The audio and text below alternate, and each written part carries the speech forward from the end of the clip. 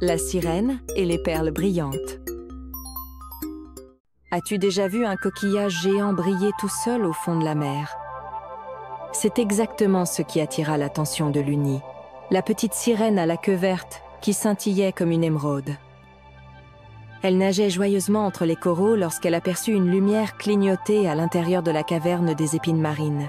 Qu'est-ce qui peut bien briller là-bas? Un trésor?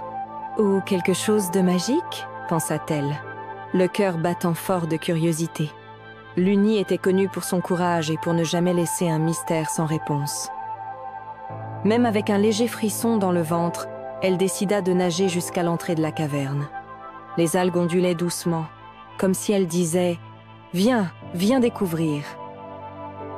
En s'approchant, elle vit quelque chose d'étrange. Le grand coquillage brillant était ouvert, et à l'intérieur flottaient 3 perles, tournoyant lentement et diffusant des lumières colorées à travers l'eau. Mais soudain, un tourbillon se forma autour du coquillage, aspirant les perles vers un trou profond et sombre. Avant qu'elle ne disparaisse complètement, Luni tendit sa petite main et attrapa l'une des perles. À cet instant précis, elle entendit une voix douce, comme si elle venait des courants de l'océan. Celle qui sauve les perles de lumière devra rendre leur éclat au royaume des eaux claires. Sans vraiment comprendre, mais sentant que c'était important, Luni décida de chercher de l'aide. Elle appela son meilleur ami, Bilo, un hippocampe orange qui parlait très vite quand il était nerveux. « Luni, les perles, elles maintiennent la lumière de notre royaume. Si elles disparaissent, les eaux deviendront sombres et tristes. » Déterminés, les 2 amis partirent à la recherche des 2 autres perles disparues. La première avait été emportée jusqu'à la forêt des méduses sautillantes.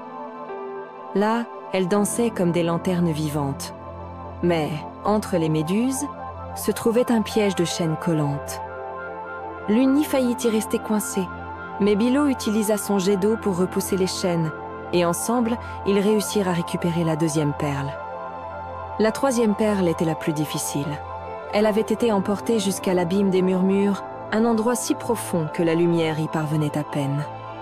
Luni eut peur, ses écailles frémissaient.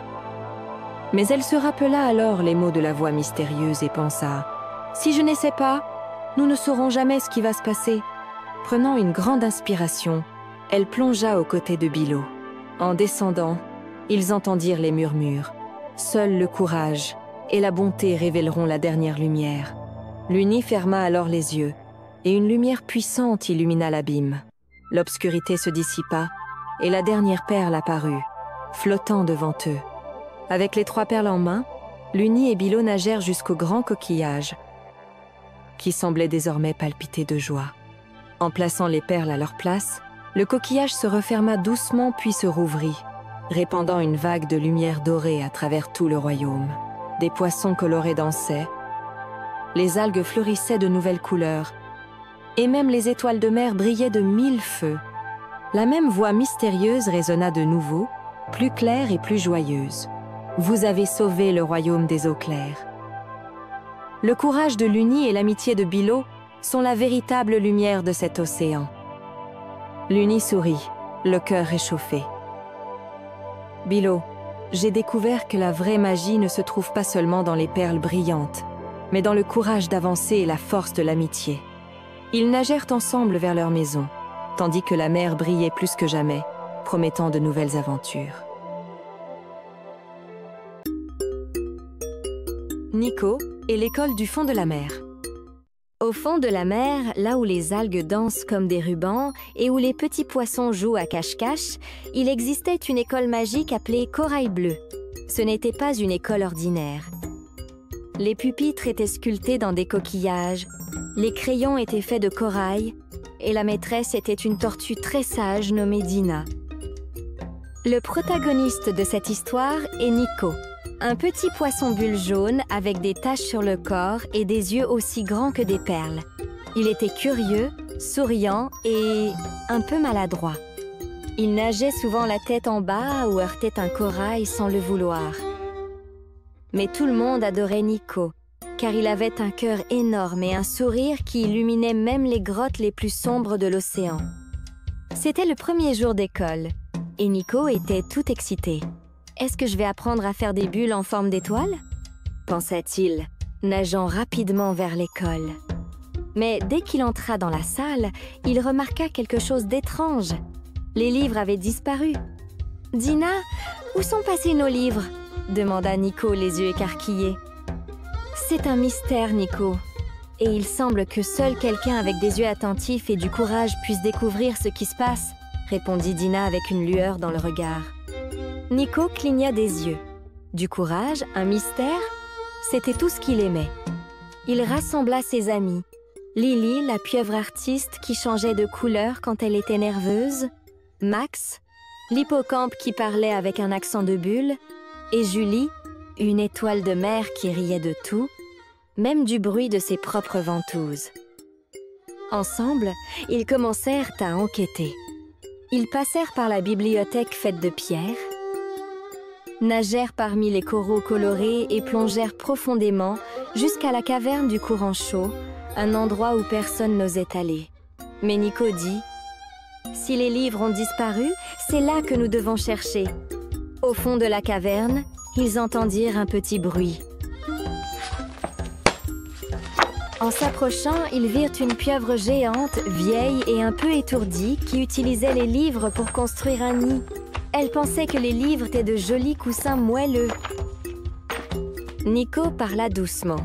« Monsieur Pieuvre, ces livres sont pour l'école. Avec eux, on apprend, on imagine et on joue avec les mots. » La pieuvre avait l'air confuse. « Oh, pardon, je voulais juste quelque chose de doux pour me reposer. » Nico eut une idée. « Et si on t'apportait des éponges du jardin de coraux en échange des livres ?» La vieille pieuvre dit « Marché conclu !» Tous se mirent au travail. Ils cherchèrent des éponges dans les jardins de coraux, rangèrent les livres, et à la fin de la journée, ils retournèrent triomphalement à l'école. Dina les accueillit avec un grand sourire et annonça qu'à la fin de la journée, chacun recevrait une coquille de chocolat chaud pour leur dévouement à sauver les livres. Aujourd'hui, vous avez appris quelque chose qu'aucun livre n'enseigne. Résoudre un problème avec courage et gentillesse, dit-elle fièrement. Nico sentit son cœur se remplir de joie. Non seulement il avait sauvé les livres de l'école, mais il s'était aussi fait un nouvel ami. La pieuvre dormeuse qui venait désormais en classe chaque semaine pour écouter des histoires. Ce soir-là, Nico regarda le ciel au fond de la mer, où les lumières de l'eau brillaient comme des étoiles, et pensa « Être courageux, c'est bien plus qu'être fort. C'est écouter, comprendre et aider. » Et avec cette pensée, il se blottit dans son lit et s'endormit, rêvant de bulles en forme d'étoiles. Abonnez-vous à la chaîne pour voir plus d'histoires comme celle-ci.